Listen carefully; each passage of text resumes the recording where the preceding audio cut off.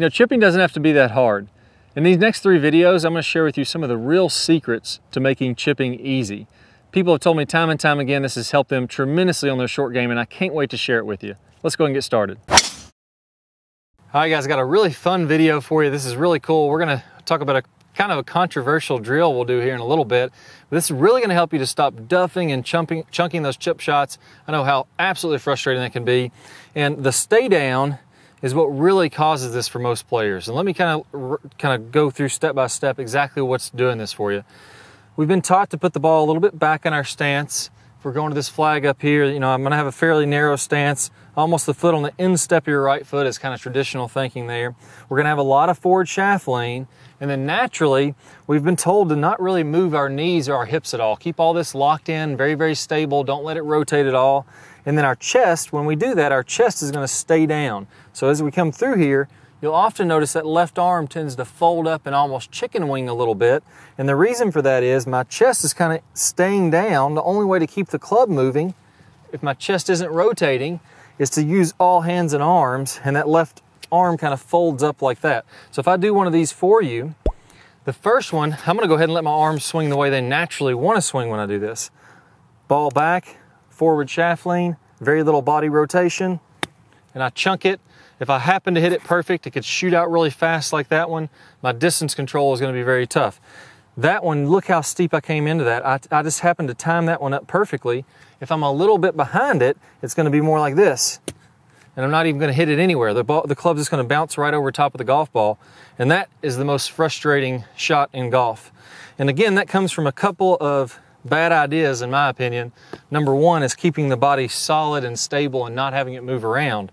When I do that, my chest tends to not open up and rotate very much. And now I'm all hands and arms. And when it gets under pressure, when you need it the most, that's when it's going to be the toughest. We've talked enough about the bad way. Let's go ahead and talk about the correct way now. So here, I'm going to go ahead and put that ball a little farther up in my stance. I don't want it to be way back. So if I'm looking at just my left foot, it's almost going to be on the instep of my left foot here at address. Now my right foot's going to be pretty close there. I'm going to open up this left foot a little bit too, just to help me kind of pivot and rotate on through. The second piece is, just like I said, I'm going to pivot and rotate. I'm not going to have my chest down, body locked solid. I'm going to go ahead and let this rotate on around.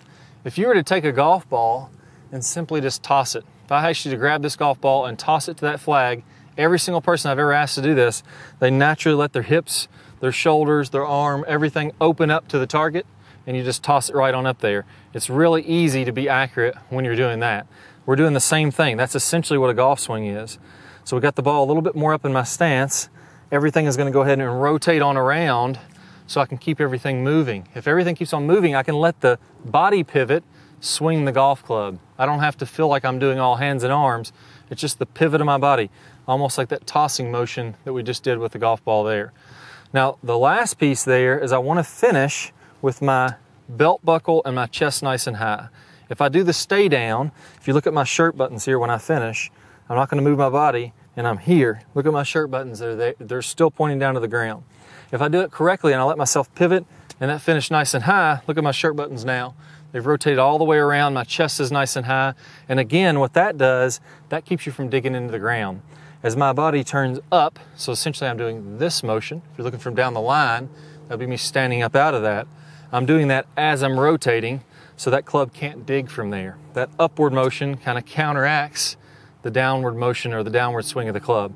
So let me go ahead and hit a couple shots here for you. I have an extremely tough shot here, very bare ground, and I just have to land this just perfectly right on the front of the green to get that to turn out nicely, but it's not really that hard when you get this rotation motion.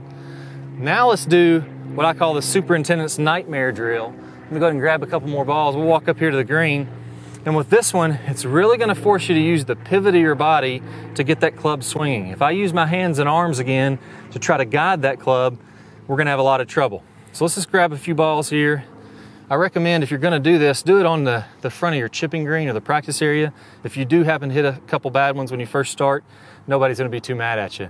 But I'm going to do the same thing here, and I'm just going to let that club kind of swing a little bit off the ground. And I'm gradually going to go ahead and make that more like a real golf pitching motion. And I'm barely going to start to touch the ground here. Notice again, that ball's not too far back. my knees, my hips, my shoulders, everything pivots on through. And as I come through, my chest is nice and high. If I stay down, I'm gonna get handsy. I'm gonna take a big chunk out of this green. Once you get comfortable with that, now you can just go ahead, hit some nice easy shots. That one flew about 20 feet in the air, and you'll see there's no mark on this ground. Now, some people think when I do this that I'm talking about timing up, picking that ball perfectly off the ground. I'm not talking about doing that. I can never get that precise. I'm talking about letting the pivot of the body control the depth that this club is swinging. So as long as my chest comes through here high and it doesn't stay down, now I can sweep and barely brush that turf. If you think that it's so difficult that I can never do that, well, let's try it out with one hand. As long as my pivot is good, now I've picked it up with just the left hand. If you don't think that the left hand would be hard enough, let's go ahead and try the right hand. Same thing, I can do this all day long because my body pivot is what's actually allowing this club to ground out. I can even hit 40 and 50 yard shots without ever taking a mark here. So you can see there's nothing happening to this green. I'm not some super athlete or anything like that. I'm actually just an average athlete, not even that great. But it's when you use that pivot, it just makes things really easy. So work on those drills, guys. I think that's really gonna help you to be a lot more consistent. Ball a little bit up in your stance. I gotta let my knees, my hips, everything rotate on through. And then finally, as I finish, let my belt buckle and my chest be angled back. That's that upward motion. So if I look at the club head here, that's that upward motion that keeps me from digging into the turf. You're gonna be able to pick all of them clean. It's so common to see players chunk and thin shots around the green, but what if I told you it is really simple to hit clean chip shots day in and day out, really close to the hole, if you know the right technique. I'm gonna go over some of the biggest mistakes that you can make, and if you're making these, man, you're making chipping hard. Let's go ahead and get started. All right, so mistake number one, putting the ball too far back in your stance. And usually this comes also with putting your feet too far apart. So you do want to hit down on this golf ball. I do want to be hitting down, hitting the ball first and then the ground in front. I may clip a little bit of the grass before the ball is completely fine. And I also want to have forward shaft lean. So I want my hands leading in front of the club head when I hit this shot. Now, to do that, it's really easy to think, well, I can just put the ball back in my stance. That's gonna basically make it where I have to hit down because there's really no way to scoop up when I'm back here on the back of my stance. And my hands are definitely gonna be in front when they're like this.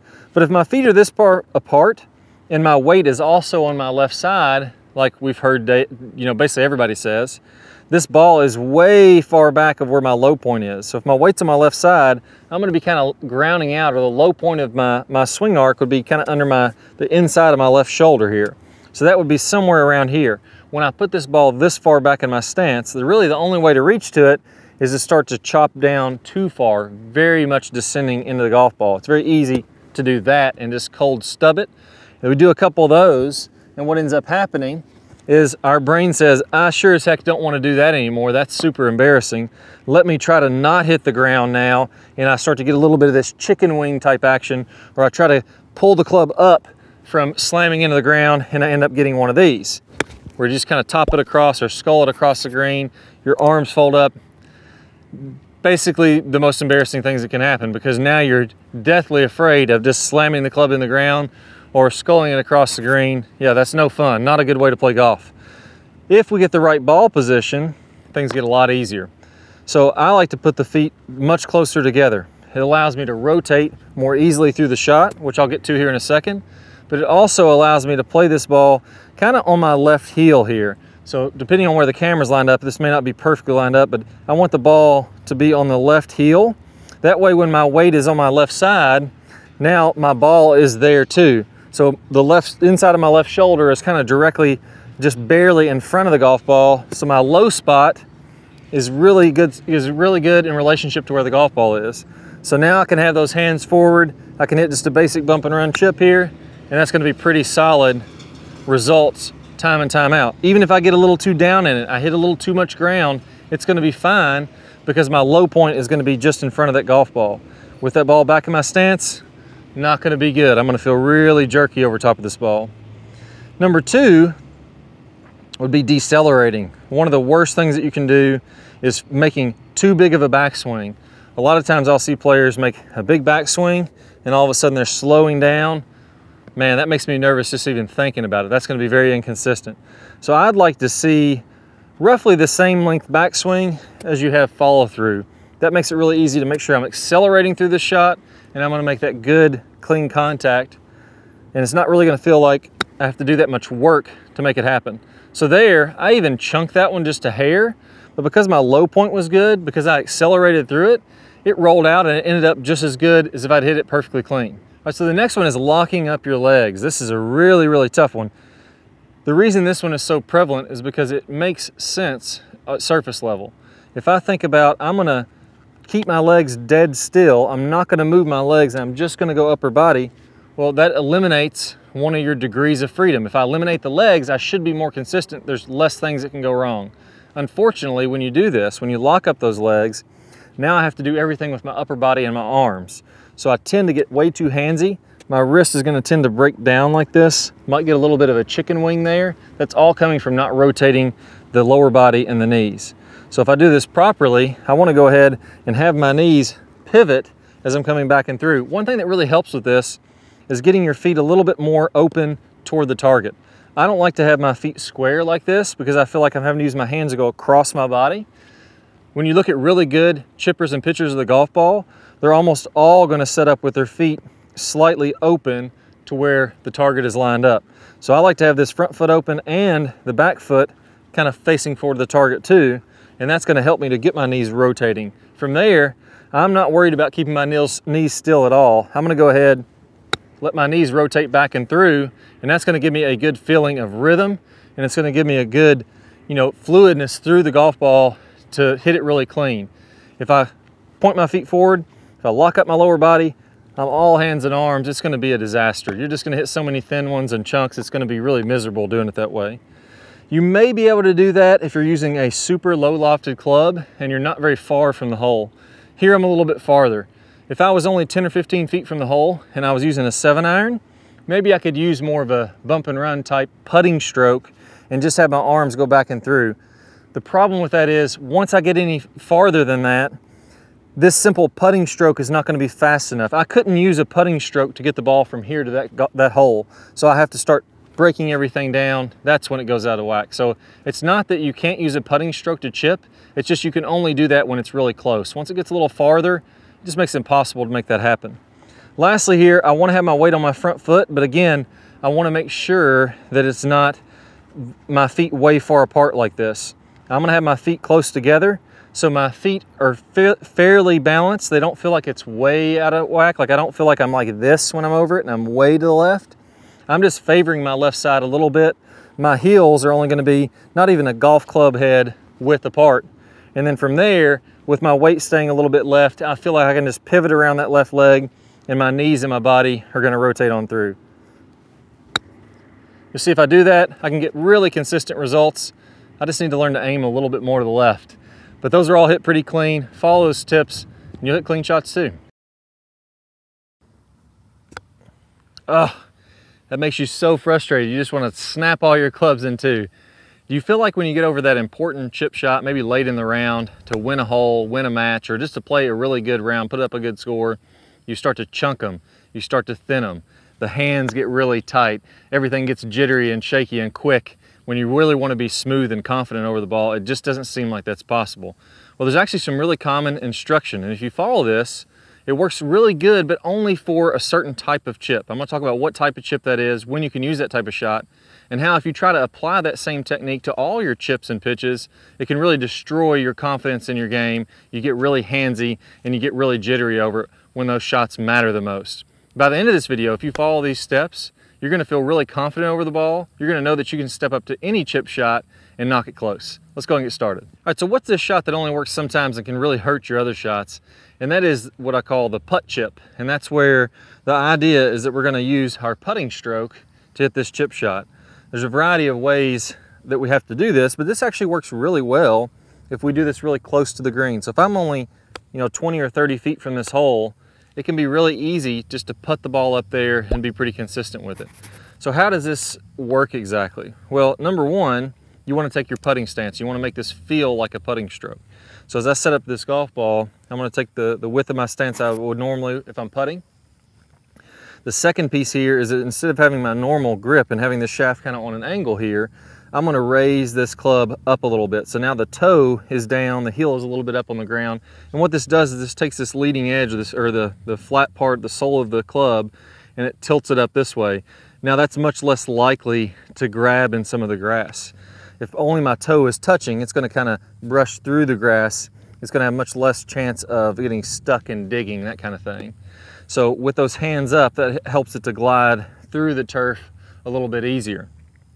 The third thing here, I want to use a fairly low lofted club. So I'm not using a sand wedge, a pitching wedge, anything like that. I'm really using like a 7-iron, 8-iron, 9-iron, somewhere around in there to get these little putt chips. And then finally, I'm really locking my legs. When you putt, one thing that all great putters have in common is they don't really move their lower body. So as I'm making this little chip putt, I'm not moving my knees at all. They stay perfectly still. You're locking in your hands and arms. You're kind of getting a little forward shaft lean, and you can kind of imagine all this being locked in. And all I'm doing as I go back and forth is that stays locked in. I rock it back and forth, and that's going to be just like a putting stroke, only we're chipping off the green. Now that can be really handy. These are actually pretty easy shots. It's not that tough when you're only 20 or 30 feet away, but there is some problems with this. So as you start to get a little farther from the green, you're not going to be able to hit them as close doing this. And here's the reason why. When I putt, if you think about even a pretty long putt, maybe I take my putter back to here. That would be a pretty long putt as I'm coming back and through. That's about all I feel comfortable with, keeping my knees still, keeping my body still, and still hitting this putt. Well, if I get rid of this 7-iron, and maybe I need to hit it over something, or I need the ball to check up a little bit faster, all of a sudden I switch to my sand wedge or lob wedge, and I do this same technique, the ball just isn't going to go very far.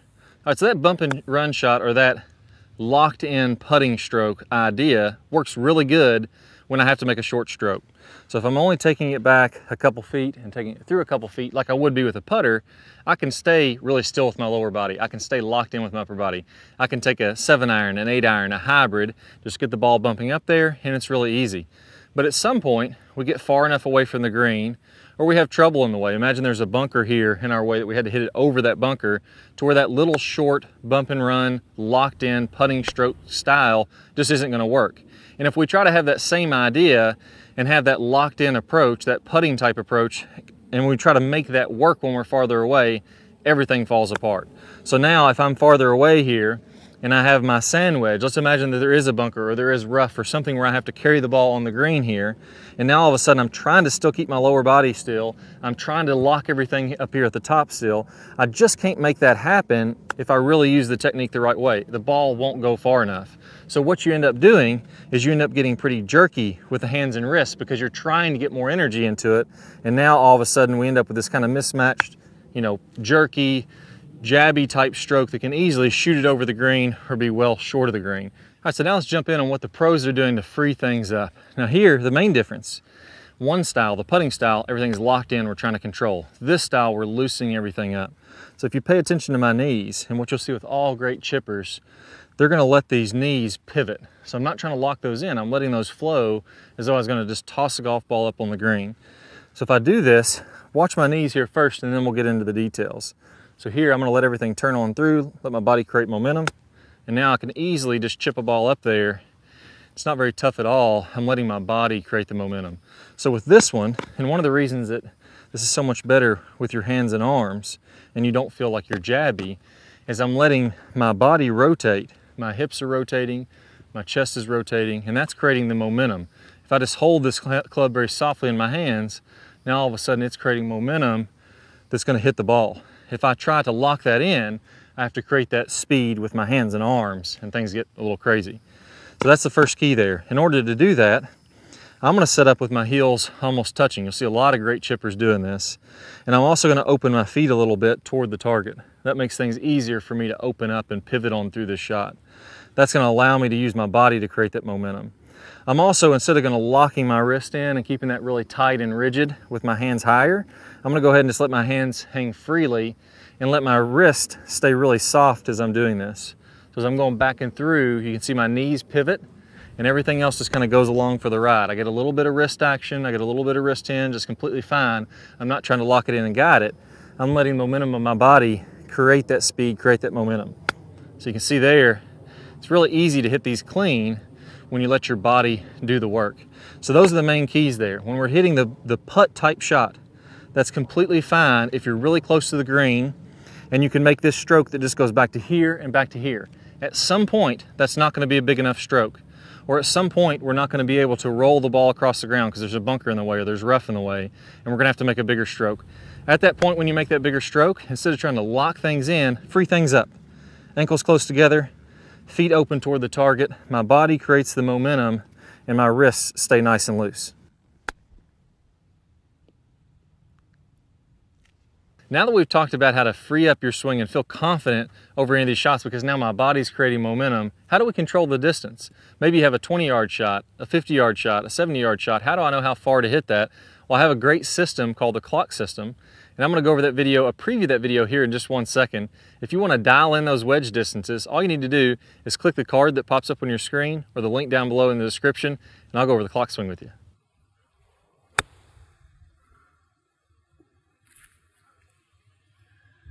Pitch shot could be anywhere from right by the green all the way back to probably 50 or 60 yards or so.